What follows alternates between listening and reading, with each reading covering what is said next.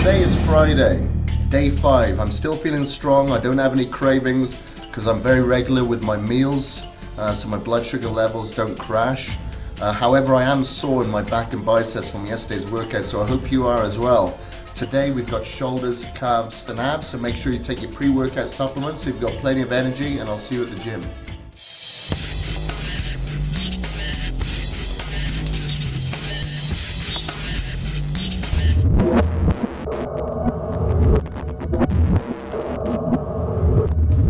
I start off doing some rotator cuff movements. I tore my infraspinatus and supraspinatus muscle when I was surfing years ago. Those little muscles around, in your rotator cuff are very small. So the stronger your deltoid muscles get, in reality, the weaker that your rotator cuff muscles get. So you really need to work them. I normally work them mainly before shoulders and before chest. So now we're going to move straight onto the military press with another warm-up set, and this is just with the bar. So we're going to do around 3 sets of 8 repetitions, increasing the weight with each set. I only go as far as chin level on this exercise. I find that it puts too much strain upon the shoulders. If you're using dumbbells, then you can go down a little bit further because you've got more of a free range of motion. However, you're a little bit fixed with the barbell. Now I'm strapping up on this exercise with wrist wraps and the elbow straps. The reason being, this is as a preventative measure. It helps keep the wrist straight and takes the strain off the elbow joints.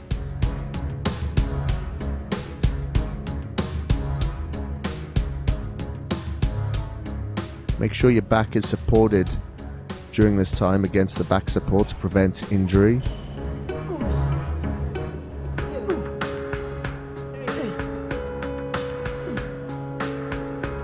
We're going quite heavy on this exercise, around 6 to 8 repetitions, and make sure that you're going to absolute failure on each one of these working sets.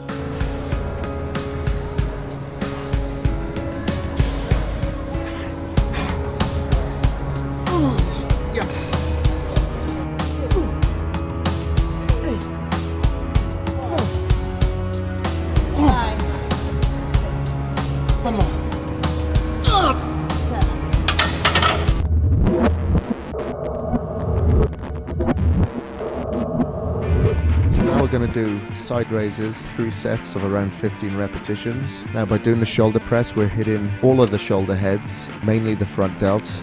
On the lateral movement, we're going to work the outer part as well.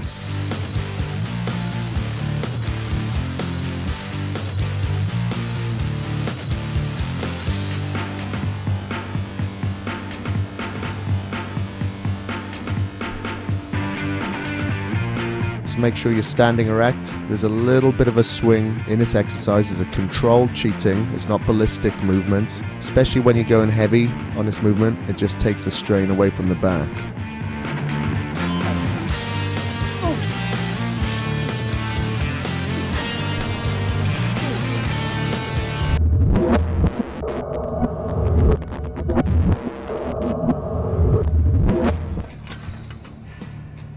Now, the way I did upright rows, I started with a wide grip, and then a medium grip, and then narrow grip. I did 7 reps with a wide, 7 on the medium, 7 on the narrow. That counted as 1 set, and we did 3 sets of that.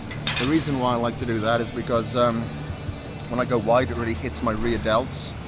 And so then when I go medium, I kind of hit all of the delts. And when I go narrow, I really feel that I can hit the traps, So I like to just hit it from all angles. I just find I can get a better mind-muscle connection when I do it that way. So I did 3 sets of that.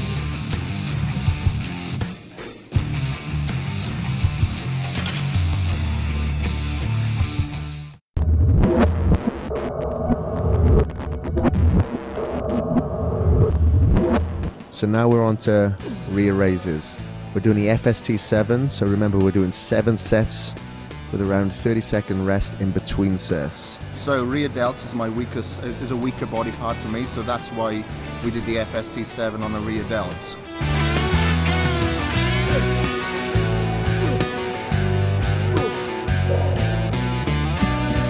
So I'm starting off with my chest supported on this exercise, so I can really focus on the rear delts, and this takes away the strain from the back. But occasionally what I'll do, like I'm going to do here, I'll change things up, and halfway through I'll do the others just standing bent over at a 90-degree angle. So make sure that you're slightly looking up when you're doing that exercise as well, just to help keep your back straight.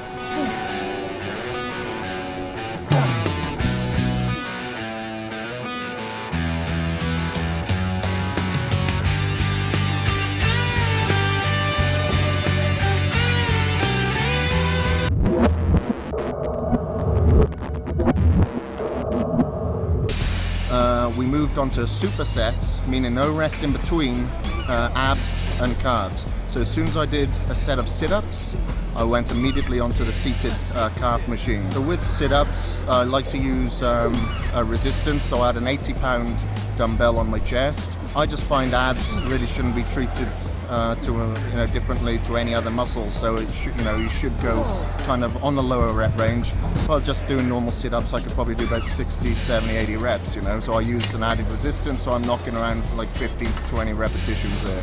Once we've done the sit-ups, we went straight onto calves in between supersets and did seated calf press.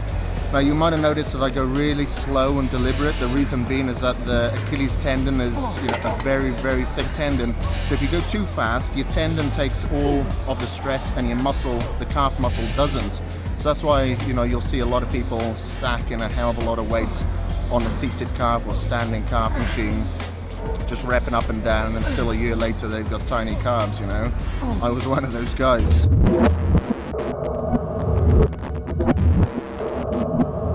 So we haven't got a standing calf machine in here, so I'll just do 1 foot at a time, just on a step. So once I've reached failure, which was around 20 repetitions, I move on to the other foot, then straight back to the other foot again.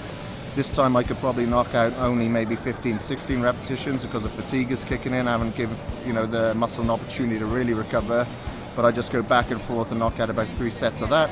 Make sure I get real top squeeze contraction, and then slowly lower down, get a full stretch of the muscle, and then bang it back out.